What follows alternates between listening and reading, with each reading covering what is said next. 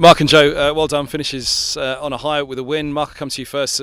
Great way to finish with a win, but I'd imagine a little bit of frustration as well, because you probably showed in a couple of the last few games here what you want to show throughout. Yeah, I guess it's the reality of where we've been as a team. We haven't been good enough for long enough in games, and that's let the opposition back into contests where we otherwise would have done a lot better and won a lot more games. And I think part of the learning curve for some of our younger players is actually to feel that sting and pain of losing, and to use that as the fuel and motivation for the work that they do to take themselves forward, and really sort of develop that winning mentality. So it's nice to finish on the high today and have the win and put right a few wrongs that we've done throughout the tournament, but it's not really a case of looking back and saying if only it was, because that's where we were as a team, and that's reality of the position of the table. And then we now go back to the drawing board of where we are as individuals and try and take that forward and come again next year. Joe, let's see, you two really enjoyed opening together this year. If it wasn't the pair of you at the same time, it was either one or the other of you. Yeah, look, Rocky's a nice partner to bat with. We also seem to dovetail. If one of us has gone off to a flyer, the others maybe not struggling, but getting used to the pace of the wicket and things like that.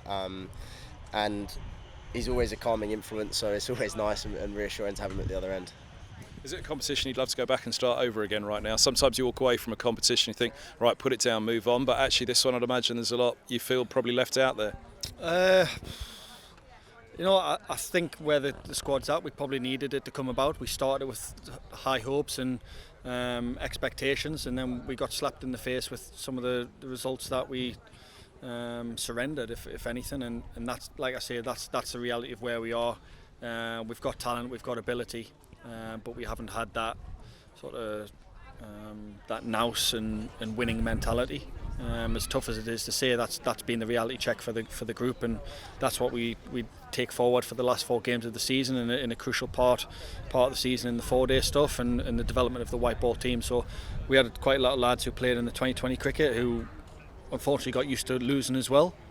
And then we've got that further experience, and now it's a case of when they go away as an individual, what do they want to do better? Where do they want to be within this group? Do they want to be the best batsman, the best fielder, the best bowler, and really lead and take it forward? And as much as sort of fans and followers won't enjoy that, sometimes that's sport, and in teams that are more blessed with sort of resources in terms of personnel and stuff, the younger guys drip feed through and they get dragged along, whereas unfortunately, there's a large part of our squad have been at the same stage together, and it's not quite as easy. Do you think, that's your highest score, so congratulations on that. Do you think white ball's a way that you can force your way back into that championship side? Obviously made your debut a couple of years and we'll be gunning to get back in that side.